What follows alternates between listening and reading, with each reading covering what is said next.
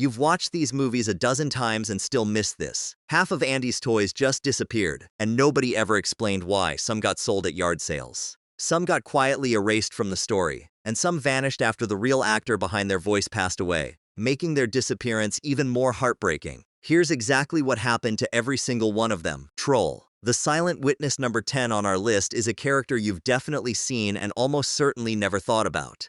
The troll doll, bright pink hair, wide eyes, doesn't say a single word in any film she appears in. She first shows up in the opening minutes of the very first Toy Story, watching from Andy's room as Mr. Potato Head plays the outlaw One-Eyed Bart and steals loose change off the dresser. That's it. That's her whole introduction. No dialogue, no arc, just a background presence that Pixar's animators clearly liked enough to keep bringing back. She reappears in Toy Story 2 and again in Toy Story 3, still in a silent background role. It's actually a clever bit of continuity if you catch it, though the films never confirm that every troll doll shown is the exact same toy. But here's what makes her a genuine forgotten face rather than just a background gag. Nobody in the movies ever explains what happens to her. She's never sold, never donated, never mentioned by name by any other character. She simply exists in these brief windows and then fades from view until the next film needs a silent witness again. Production-wise, this is actually really common in animation.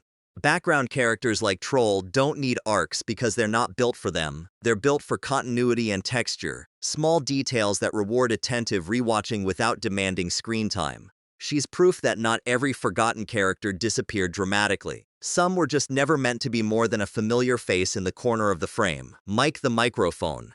Gone Without a Trace number 9 is one of the strangest disappearances in the whole franchise, because there's no story reason given for it at all. Meet Mike, sometimes just called Microphone in the credits. He's a Playskool toy who plays a genuinely useful role in Andy's room. When Woody, as the leader of the toys, needs to call a meeting or make an announcement, Mike amplifies his voice so every toy in the room can hear him.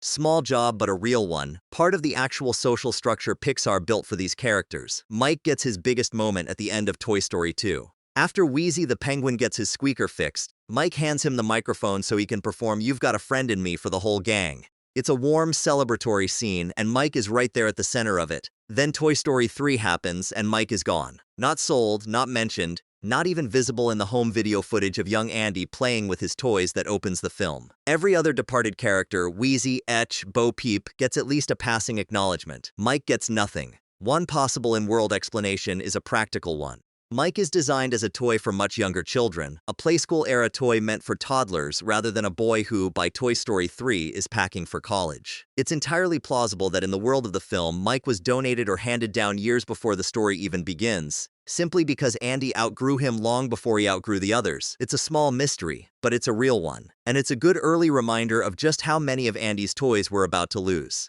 The RC car, from Hero to Home movie number 8, played a bigger role in the original Toy Story than almost anyone else on this list, and that makes his fade out even more noticeable. RC, Andy's remote control race car, isn't just background dressing. He's a key part of the climax of the very first film. When Woody and Buzz are stranded and desperately trying to catch up to the moving truck as Andy's family relocates, it's RC who becomes their vehicle quite literally for the rescue. Without RC, that entire sequence doesn't work. He shows up again in Toy Story 2, watching the toys reenact Woody's kidnapping and joining the group for Wheezy's big musical number. Still present, still part of the family, just with a smaller role this time. Then comes Toy Story 3, and RC is reduced to a few seconds of blurry home video footage, the same treatment given to toys the film explicitly tells us were sold or given away. Woody, narrating that opening montage, mentions that some toys were lost along the way, but he never confirms exactly what happened to RC. What's interesting here is the pattern. RC isn't a toy who behaved badly or served his narrative purpose and got written off. He's a toy who simply couldn't keep up, structurally, with a story that was moving away from Andy's bedroom entirely. Toy Story 3 spends almost none of its runtime in that house. Once the setting expands to a daycare center and a garbage truck in Sunnyside, characters whose entire identity was tied to Andy's room, like RC, had nowhere left to go. It's not a dramatic exit, it's a quiet one. But for a character who once helped save Buzz Lightyear's life, it's a strange fate to end up as a few frames of grainy VHS footage. Rocky Gibraltar, the muscle nobody remembers number 7, is probably the most physically memorable character on this entire list, and yet almost nobody can tell you his name. Rocky Gibraltar, the wrestler figure.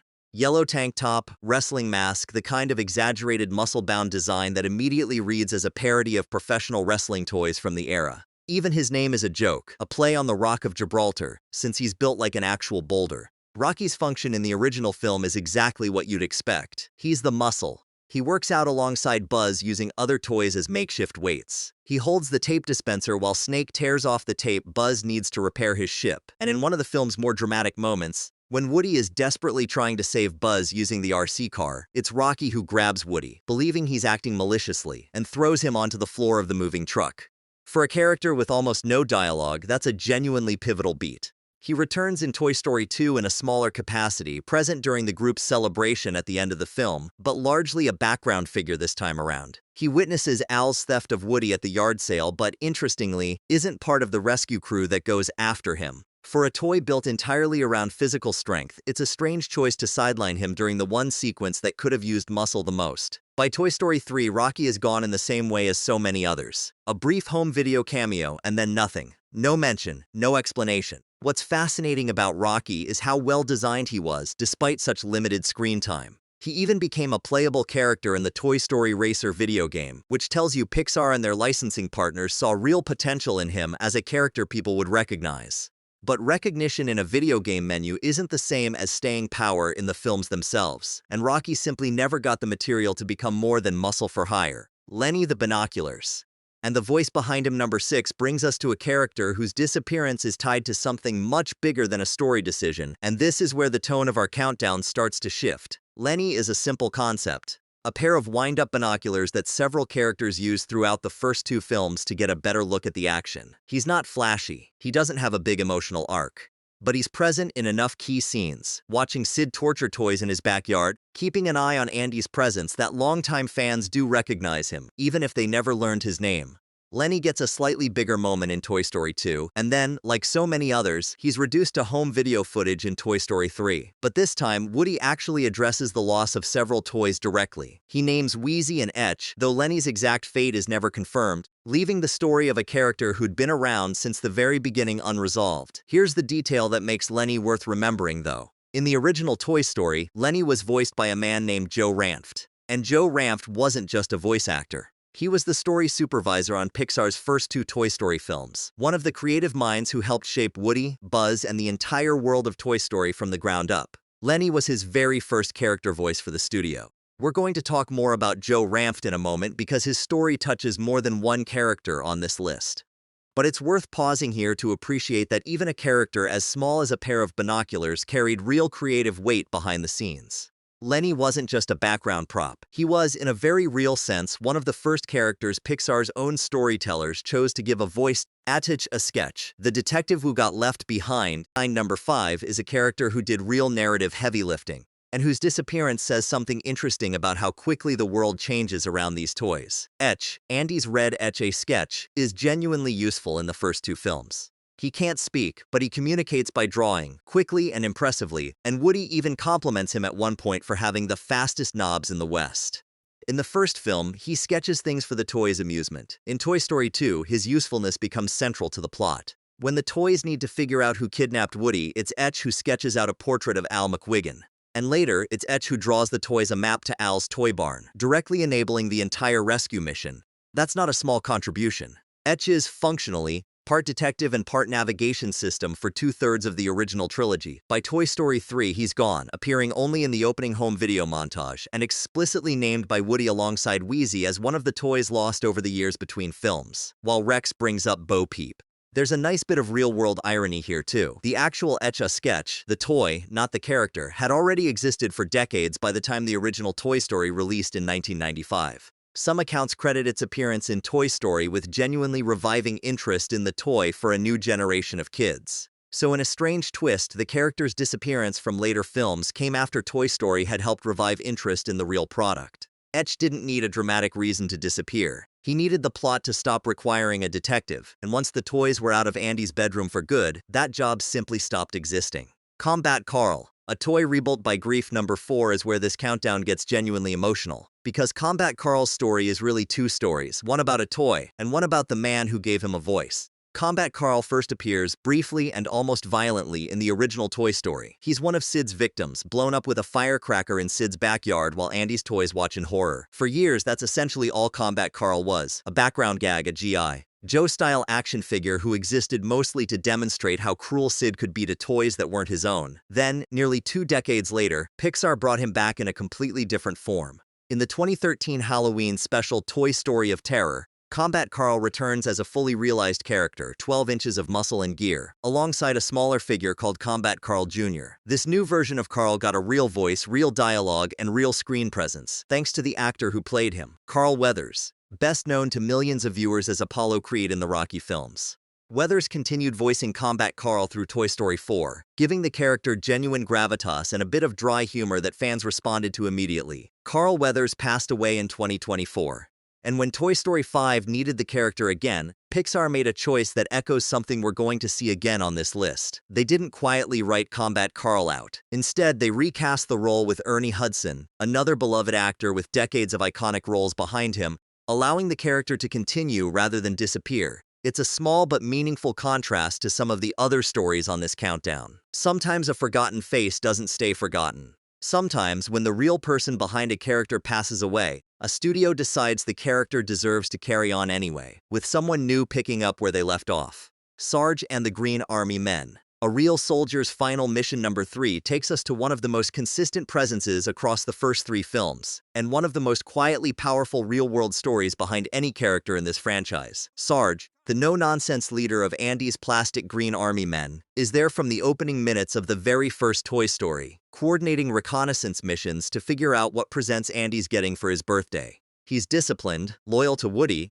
and delivers some of the trilogy's most quotable lines with total sincerity. Despite being barely an inch tall, he's present and active through Toy Story 2, and Toy Story 3 gives the Green Army Men one of the most quietly devastating scenes in the entire franchise. Facing the reality that Andy is leaving for college, and that toys like them are always the first to go. When the trash bags come out, Sarge and his remaining soldiers choose to parachute out of Andy's window and leave on their own terms, rather than wait to be thrown away. It's a small, strange, and surprisingly moving farewell. And then Sarge doesn't return as a major speaking character. Not in Toy Story 4 and not in the credited cast of Toy Story 5. The connection is one of the most direct on this entire list between a character's fate and real life. Sarge was voiced across all 3 films by R. Lee Ermey, the former Marine-turned-actor best remembered for his unforgettable performance as Gunnery Sergeant Hartman in Full Metal Jacket. Ermey brought real military bearing to Sarge, an authenticity you simply couldn't fake.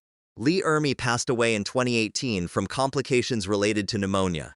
Pixar never officially confirmed whether Sarge was left out because the character was so closely tied to one actor's real voice and presence, or because his story had already ended on that windowsill, parachuting off into an uncertain future. It's worth sitting with that for a second. A tiny plastic army man, an inch tall, mass-produced, meant to be disposable, ended up with a final scene that felt complete, even if Pixar never officially explained why he stayed gone. Wheezy the Penguin, the song that never got to continue number 2, brings us back to Joe Ranft, and to a character whose story is impossible to separate from the real tragedy behind it.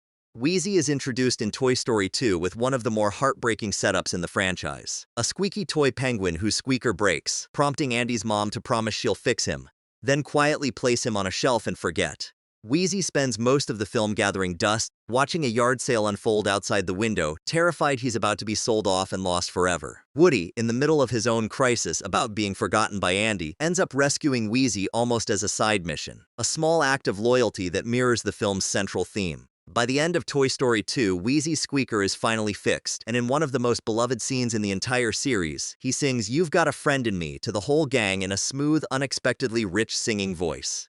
That speaking voice belonged to Joe Ranft, while Robert Goulet performed the song. We mentioned Ranft earlier as the voice of Lenny, and as story supervisor on the first 2 Toy Story films. In August of 2005, Ranft was killed in a car accident in Mendocino County, California. He was 45 years old. Beyond his voice work, he was one of the creative architects of this entire franchise, and his death was a profound loss for the studio and everyone who worked alongside him. Wheezy appears only in home video flashbacks starting with Toy Story 3, but Pixar never officially confirmed why he was not brought back as a speaking character.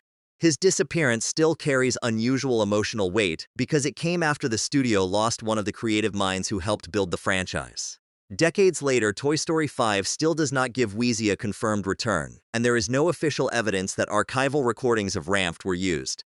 Peep, the disappearance that sparked a comeback, and that brings us to number 1. The most talked about disappearance in the entire Toy Story franchise, Bo Peep. Bo is there from the very beginning, a porcelain shepherdess lamp belonging to Andy's sister Molly, and Woody's clear romantic interest throughout the first two films. She's level-headed, warm, and often serves as the voice of reason among the toys. In Toy Story 2, she's the one who consoles Woody when he starts to fear that Andy has outgrown him, a quiet but important emotional beat. Then Toy Story 3 arrives, and Bo is simply gone, not shown being sold, not shown being packed away. Just absent, save for a brief glimpse in the opening home video montage. Woody, listing off the toys they've lost over the years, only manages a single weighted even Bo before the conversation moves on. For a character so central to the first two films, her total absence from the third felt, to a lot of longtime fans, genuinely jarring. Behind-the-scenes accounts later explained the reasoning. The creative team felt they couldn't find a believable place for Bo in a story that was largely about Andy giving away his toys as he left for college, especially since Bo technically belonged to Molly, not Andy, making her farewell harder to justify within that specific narrative. There was also the practical concern of her porcelain design. A fragile lamp figure doesn't survive rough outdoor adventures the way a plush toy or an action figure might. For years, that absence simply stood as an unresolved sadness in the franchise. And then, in Toy Story 4, Pixar did something rare. They brought a long-forgotten character back not as a cameo, but as a fully reinvented deuteragonist. The film revealed Bo had spent years as a lost toy, freed from her lamp base, reimagining herself as capable, adventurous, and entirely in charge of her own story, something the earlier films had rarely allowed her to be. Bo Peep's arc is proof that a forgotten face doesn't have to stay forgotten. Sometimes an absence isn't the end of a character's story. Sometimes it's the setup for the biggest comeback in the whole franchise. Conclusions. So there you have it. 10 toys who once stood shoulder to shoulder with Woody and Buzz, driving the plot, making us laugh, and breaking our hearts before quietly fading from view as the franchise grew. Whether pushed aside as the story evolved or lost with a voice actor gone too soon, none of them were ever just toys. Every single one mattered enough that their absence actually meant something. Which forgotten face hit you the hardest? Let us know in the comments below.